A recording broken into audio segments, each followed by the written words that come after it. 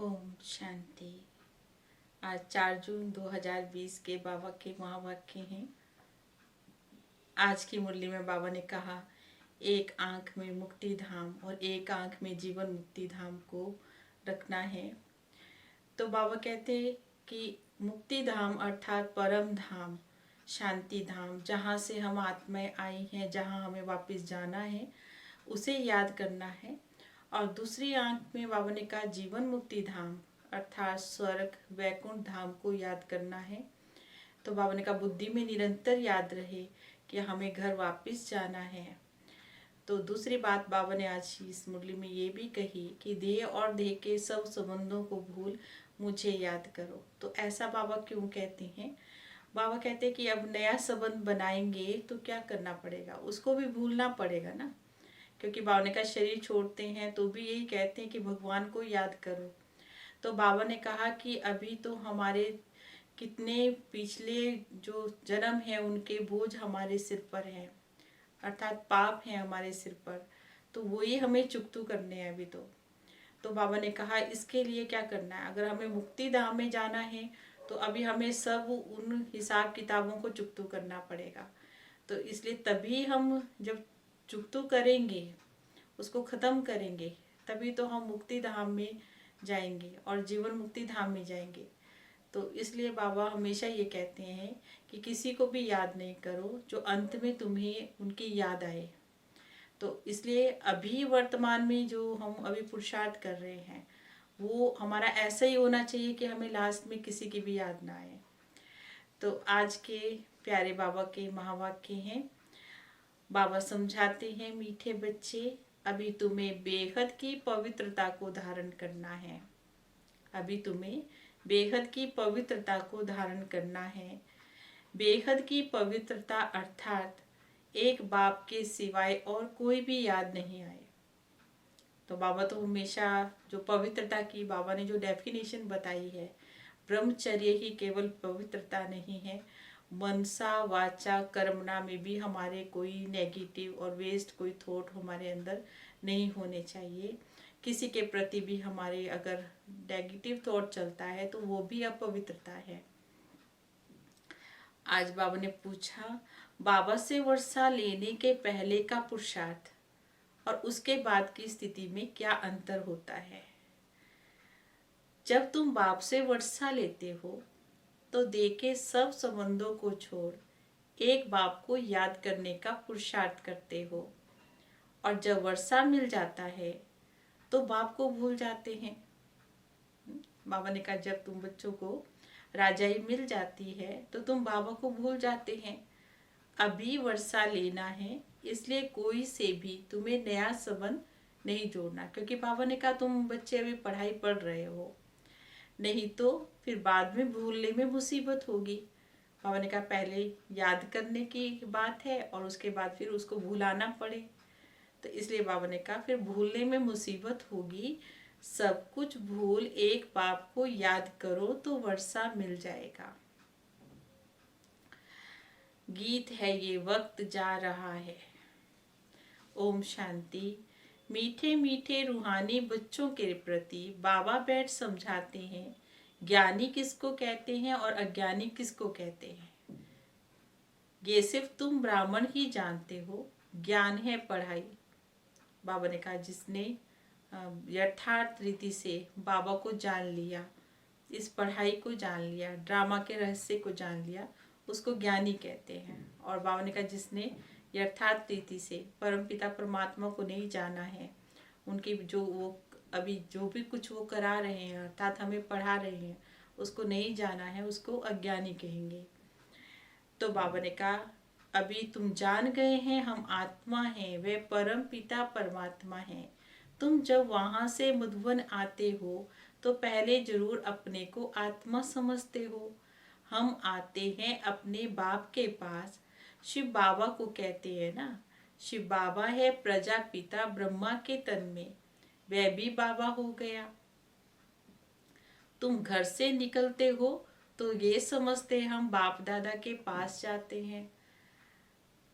तुम चिट्ठी में लिखते हो बाप दादा अर्थात शिव बाबा एंड ब्रह्मा बाबा, तो बाबा ने कहा शिव बाबा भी हैं और ब्रह्मा दादा भी हैं, हम बाबा के पास जाते हैं, बाबा कलप कलप हमसे मिलते हैं, बाबा हमको बेहद का वर्षा देते हैं, बेहद पवित्र बनाते हैं। कैसा बनाते हैं? बेहद, अनलिमिटेड पवित्र बनाते। पवित्रता में भी हद और बेहद दोनों होती हैं। बाबा कलप कलप हमसे मिलते हैं, बाबा हमको बेहद का वर्षा देते हैं। बाबा ने कहा नंबर वार तो होते ही है ना। क्या समझा रहे हैं बाबा कि नंबर वार तो होते ही हैं। बेहद पवित्र अर्थात सिवाय एक बेहद के बाप के कोई भी हमें याद नहीं आना चाहिए। वह बाबा बहुत मीठा है, ऊंच से ऊंच भगवान है और बेहद का बाप है ना, वो सभी का बाप है। तुम बच्चों ने पहचाना है। बेहद का बाप तो सदैव भारत में ही आता है, आकर हमें बेहद का संन्यास कराते हैं। बाबा हमें क्या कराते हैं? बेहद का संन्यास कराते हैं। देखो संन्यास भी मुख्य है। बाबा ने कहा कोई बाबा घर बार नहीं छुड़ाते हैं। संन्यास किसका है? विकारों का संन्यास है। तो बाबा हमेशा क्या कहते हैं कि बच्चे क्या करो, इन बुराइयों को छोड़ो, ये छुड़ाते हैं बाबा। तो बाबा ने कहा बाबा सारी चीची पुरानी दुनिया से हमें वैराग्य दिलाते हैं। बच्चे इनसे बुद्धि का योग हटा दो। इनका नाम है नरक, दुख धाम। खुद भी कहते रहते हैं, कोई मरते हैं तो कहते हैं कहाँ गया? स्वर्गवासी हुआ। तो इसका अर्थ तो बाबा ने कहा कहाँ था वो? नरक में था ना। अभी तुम समझते हो वह जो कहते हैं वह भी रॉन्ग है। तो बाबा ने कहा उनको कहा जाता है, क्या कहते हैं उनको? Heavenly God father. खुद आकर कहते बच्चों हम पहले तुमको शांति धाम ले जाऊंगा। मालिक है ना।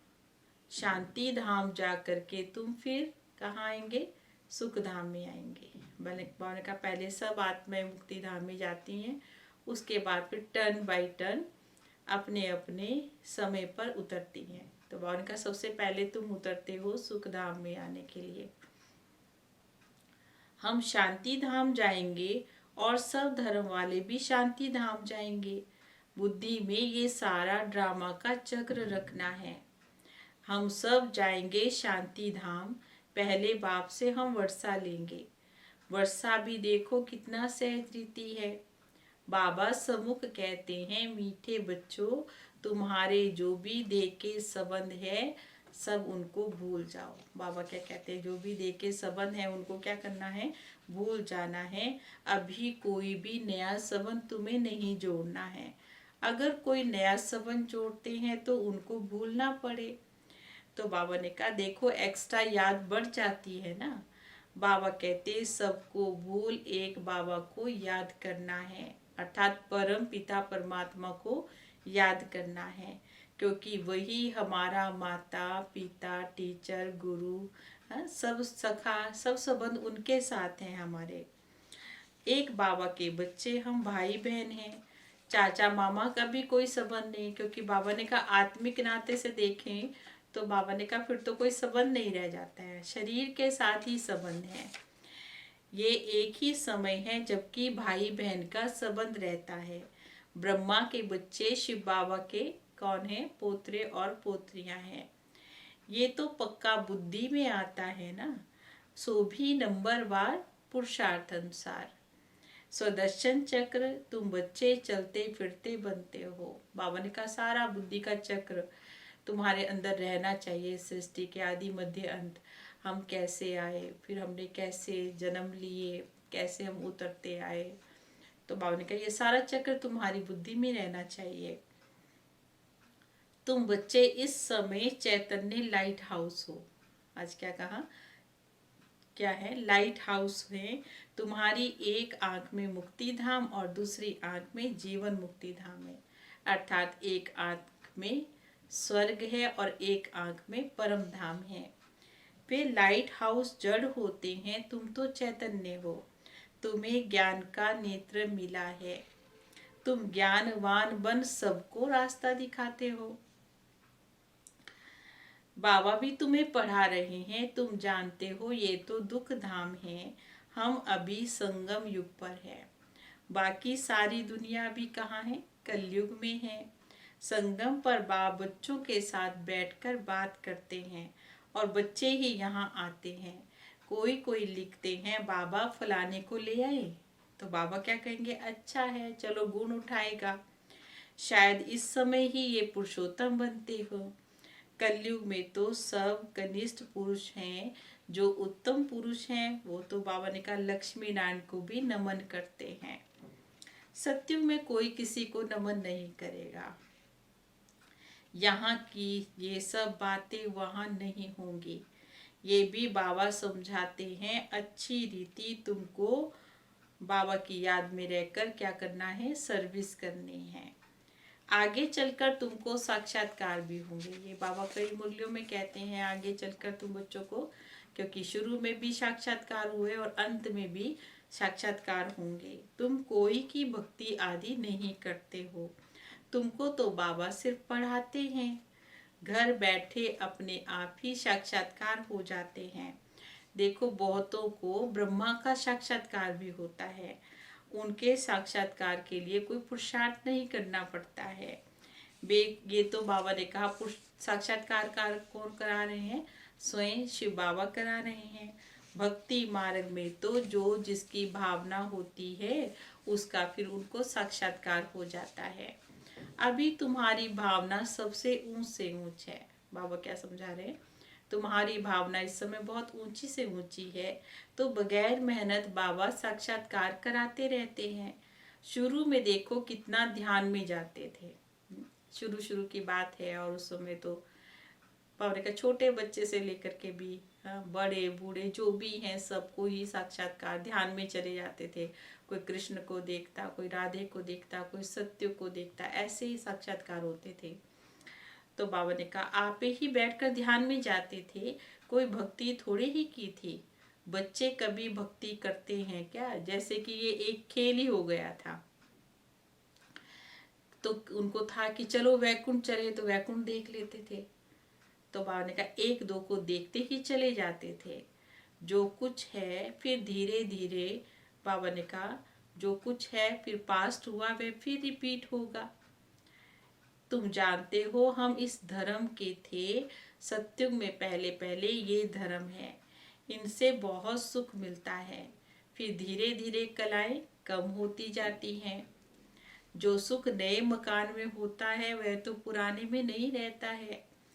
थोड़े समय के बाद वह भपका भी कम हो जाता है। स्वर्ग और नरक में बहुत फर्क है। बाबा क्या समझा रहे हैं? स्वर्ग में और नरक में बहुत अंतर है। कहाँ स्वर्ग और कहाँ बाबा ने कहा नरक। तुम खुशी में रहते हो ये भी जानते हो, बाबा की याद भी पक्की ठहरेगी। हम आत्मा है ये भूल जाते हैं तो देह अभिमान में आ जाते हैं।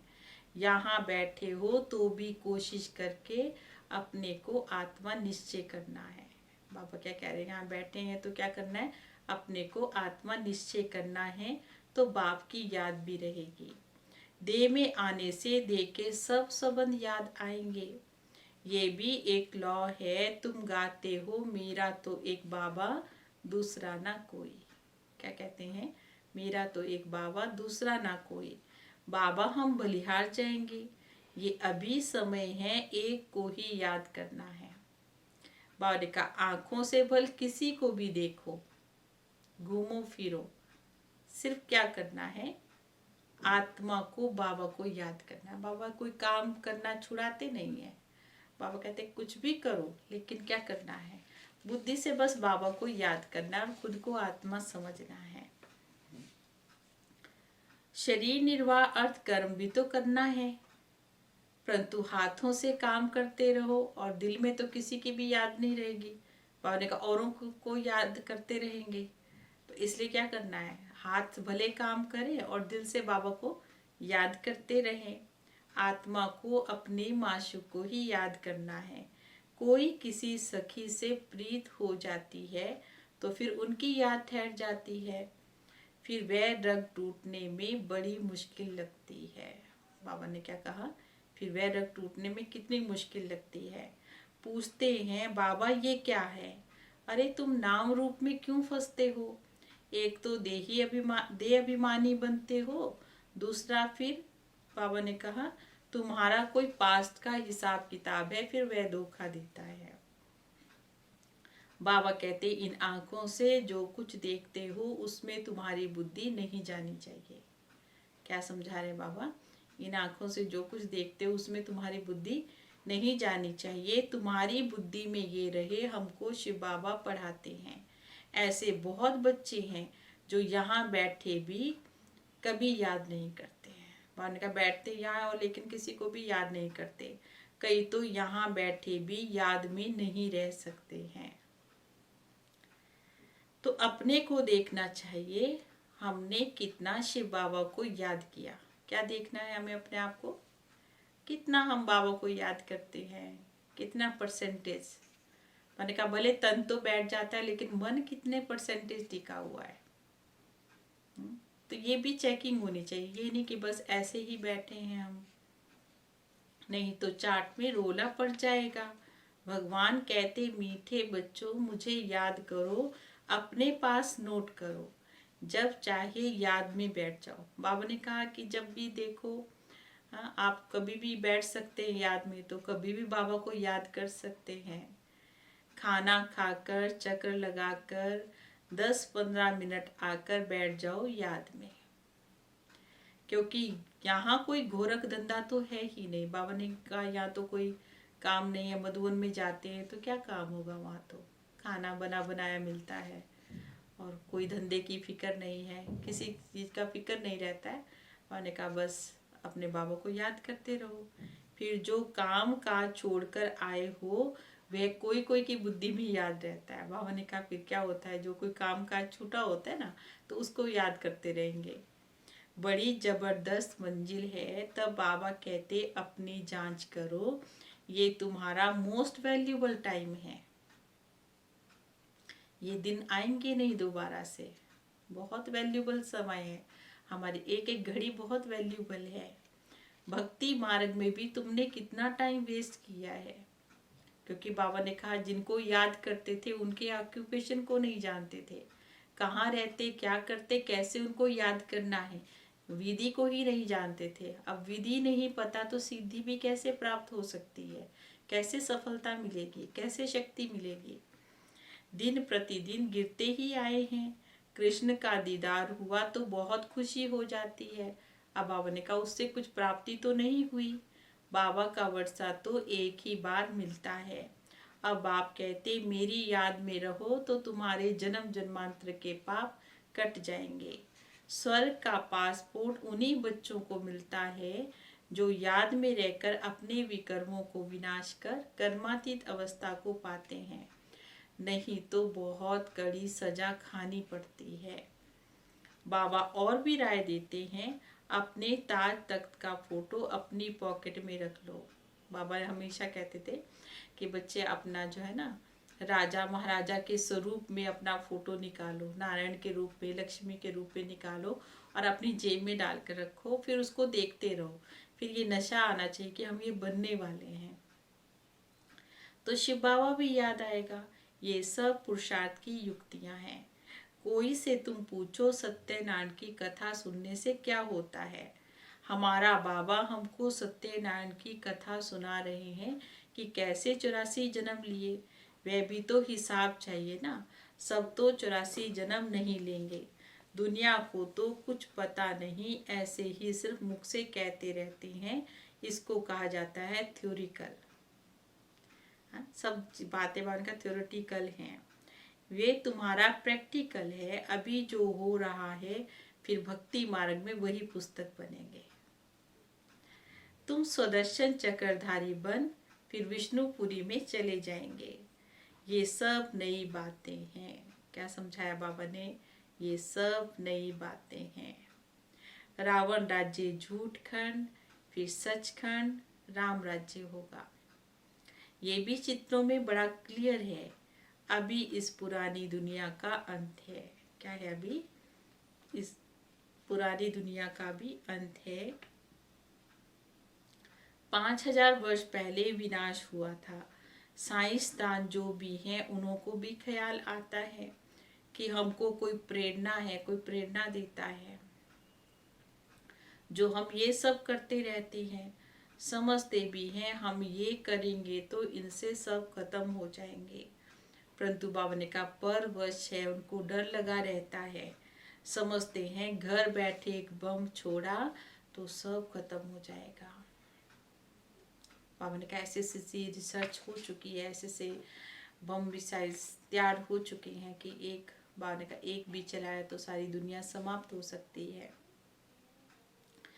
एरोप्लेन, पेट्रोल आदि की तो दरकार ही नहीं रहेगी, विनाश तो जरूर होना है। नई दुनिया सतयुग था, क्राइस्ट से 3000 वर्ष पहले भारत स्वर्ग था, अभी स्वर्ग की स्थापना हो रही है। आगे चलकर सब समझेंगे। तुम जानते हो स्थापना तो जरूर होना है, इसमें पाई का भी संशय नहीं है। ये ड्रामा तो चलता रहता है, सो भी कलह पहले मुआफिक। ड्रामा जरूर पुरुषार्थ कराएगा, ऐसे भी नहीं जो ड्रामा में होगा सो होगा। कई कहते हैं कि ड्रामा में जो होगा सो होगा। पूछते हैं पुरुषार्थ बड़ा या प्रारब्ध बड़ी? बाबा ने कहा क्या बड़ा है? पुरुषार्थ बड़ा है। प्रारब्ध तो बाबा ने कहा प्राप्ति है। तो क्योंकि पुरुषार्थ की ही प्रारब्ध बनती है, पुरुषार्थ के बगैर कोई रह नहीं सकता है। तुम पुरुषार्थ कर रहे हो ना, कहाँ कहाँ से बच्चे आते हैं, पुरुषार्थ करते हैं, कहते बाबा हम भूल जाते हैं। अरे शिव बाबा तुमको कहते मुझे याद करो, किसको कहा? मुझ आत्मा को कहा ना। बाबा आत्माओं से बात करते हैं, शिव बाबा ही पतित पावन है, वे आत्मा भी उनसे सुनती हैं। तुम बच्चों को ये पक्का निश्चय रहना चाहिए कि बेहद का बाबा हमको विश्व का मालिक बनाने आया है। वे ऊंचे से ऊंचा, प्यारे से प्यारा बाबा है। भक्ति मार्ग में हम उनको ही याद करते थे। हाँ, भक्ति मार्ग में हमने कितनी भक्ति की है, उनको याद करते आए हैं। तो बाबा ने कहा ये भी कहते थे तुम्हारी गत मत तो सबसे न्यारी है। तो बाबा कहते अब हमारी मत, बाबा की श्रीमत हमको मिलती है। अब तुम्हारी बुद्धि में है, इतने सब मनुष्य मात्र घर वापस जाएंगे। विचार करो कितनी आत्माएं हैं, कितना सिजरा, कितनी, बाबा ने कहा कितनी है, देखो कितने विश्व में कितनी आत्माएं हैं। सब आत्माएं फिर नंबरवार जाकर बैठेंगी। ये भी क्लास ट्रांसफर होता है तो नंबरवार बैठती हैं। तुम भी नंबरवार जाते हो। छोटी बिंदी नंबरवार जाकर बैठेगी, फिर नंबरवार पाठ बजाएगी। बाबा ने कहा अपने सेक्शन में परम धाम में जाकर के आत्मा बैठती है और फिर बाबा का नंबरवार रूप में पाठ बजाने आएगी। ये रुद्र माला है। बाबा कहते इतने करोड़ आत्माओं की मेरी माला है, ऊपर में मैं फूल हूँ, फिर पाठ बजाने के लिए सब यहाँ आए हुए हैं। ये भी ड्रामा बना हुआ है, कहा भी जाता है ये बना बनाया ड्रामा है। कैसे ड्रामा चलता है सो तुम जानते हो। सबको यही रास्ता बताओ, अपने को आत्मा समझ क्या करना है, बाबा को याद करना है, तो तुम्हारे विकर्म विनाश हो जाएंगे और तुम चले जाएंगे। इसी में मेहनत है, सबको रास्ता बताना है। तुम्हारा ये फर्ज है, तुम कोई देहधारी में नहीं फंसाते हो। बाबा ने कहा तुम किसी को भी देहधारी में नहीं फंसाते हैं। बाबा तो कहते मुझे याद करो तो पाप भस्म हो जाएंगे। क्या समझा रहे बाबा? मुझे याद करेंगे तो पाप भस्म हो जाएंगे। बाबा डायरेक्शन देते हैं सो तो करना ही पड़ेगा। बाबा हम बच्चों को क्या कर रहे हैं, डायरेक्शन दे रहे हैं तो करना ही पड़ेगा। पूछने की क्या बात है, कैसे भी करके जरूर याद करो, इसमें बाबा क्या कृपा करेंगे।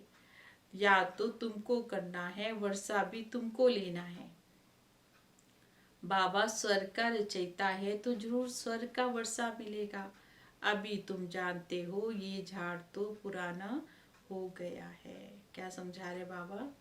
ये झाड़ अभी पुराना हो गया है, इसलिए अब पुरानी दुनिया से तुम्हारा वैराग्य है।